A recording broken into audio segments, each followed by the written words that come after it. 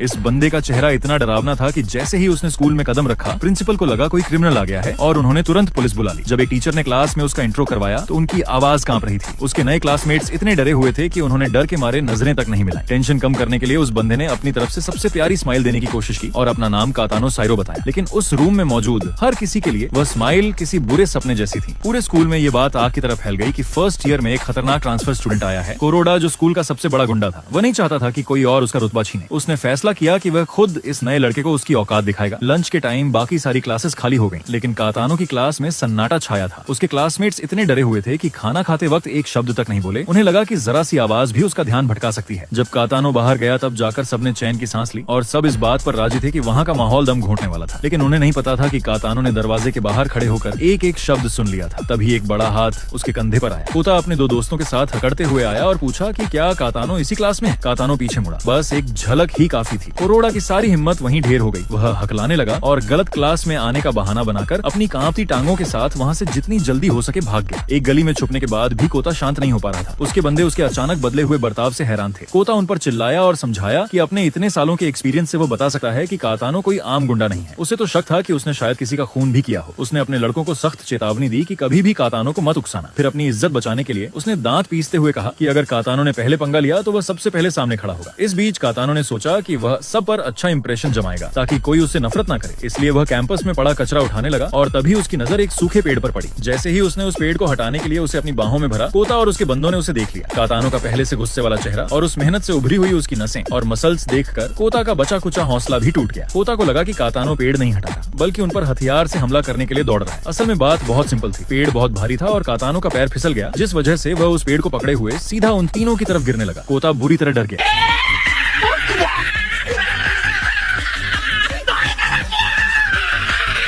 टक्कर के बाद कातानो को लगा कि अब उसकी पिटाई होगी, लेकिन इसके बदले उसे कोरोडा के रोने और माफी मांगने की आवाजें सुनाई दी। इस तरह कातानो बिना कुछ किए बिजोरा हाई का डॉन बन गया। उसके क्लासमेट्स अब उससे पहले से ज्यादा डरने लगे थे। टीचर्स क्लास में उसकी तरफ देखते तक नहीं थे, जबकि असल में कातानो बस शांति से बैठकर नोट्स लिख रहा होता था। उसी वक्त जब कोता इस बात से खुश था कि वह खतरे से बच गया, वहाँ एक सुनहरे बालों वाला लड़का आया। उसे स्कूल के पहले दिन टीचर को पीटने की वजह से सस्पेंड कर दिया गया था। अब जब वह वापस आया था तो वह स्कूल के टॉप गुंडे से भिड़ने के लिए तैयार था। कोता पहले से ही फ्रस्ट्रेटेड था और अपना गुस्सा किसी पर निकालना चाहता था। उसने अपनी टीम बुलाई और सबने मिलकर हमला किया, लेकिन यूजी ने उन सबको एक एक करके जमीन पर लेटा दिया। वह खुद को नया डॉन अनाउंस करने ही वाला था कि किसी ने उसे बताया कि असली डॉन तो कातानो है। यूजी ने तुरंत उससे मिलने का फैसला किया। वह पूरी अकड़ के साथ कातानो की क्लास में घुसा और उसकी सीट पर बैठ गया। पूरी क्लास की सांसें अटक गईं। फिर कातानो अंदर आया। उसने देखा कि उसकी सीट पर कोई बैठा है और वह सोच ही रहा था कि कुछ कहे या नहीं। जैसे ही यूजी ने ऊपर देखा और उनकी नजरें मिली, यूजी वहीं जम